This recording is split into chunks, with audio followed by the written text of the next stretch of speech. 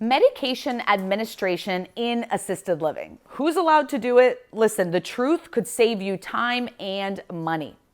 In an assisted living facility, medication administration is typically done by trained and qualified personnel, but who that is could vary depending on the state's requirements.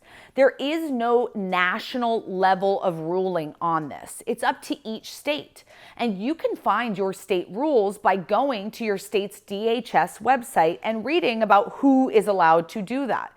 It might be an RN, a registered nurse, or an LPN, who is required to come by and pass the medication in the home or facility. Some people who own residential assisted living or smaller homes worry that this means that they're going to need to have a nurse on staff at all times.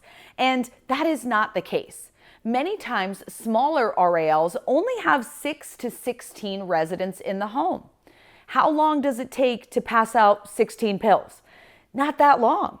Many times, if the state requires a nurse to do this job, they may pop in for 30 minutes to do their job and then head off to the next care home.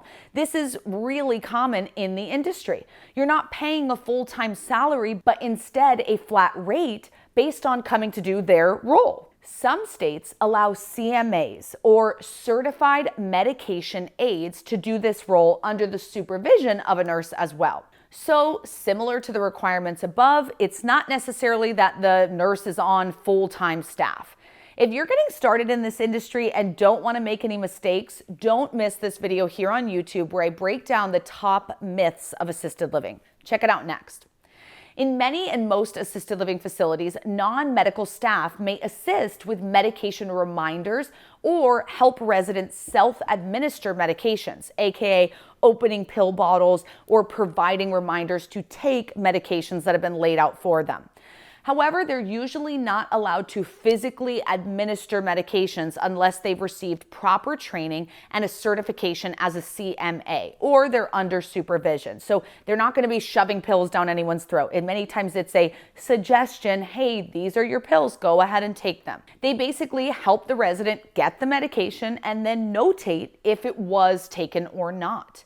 Each state has its own regulations regarding who can administer medication in assisted living facilities, and these regulations depend on factors such as the level of care provided at the facility, the type of medication, and the specific training of the staff. Always check with the relevant state, health, or regulatory agency for the most accurate and up-to-date information.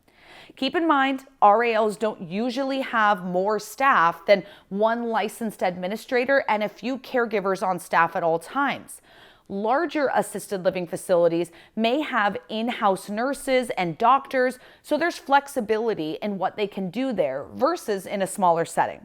If you're wondering what's allowed in your state, be sure to check your state rules and regulations by going to the Department of Health, the DOH, or the DHS websites. If you enjoyed this video and want to watch more like it, make sure to subscribe. See you next time.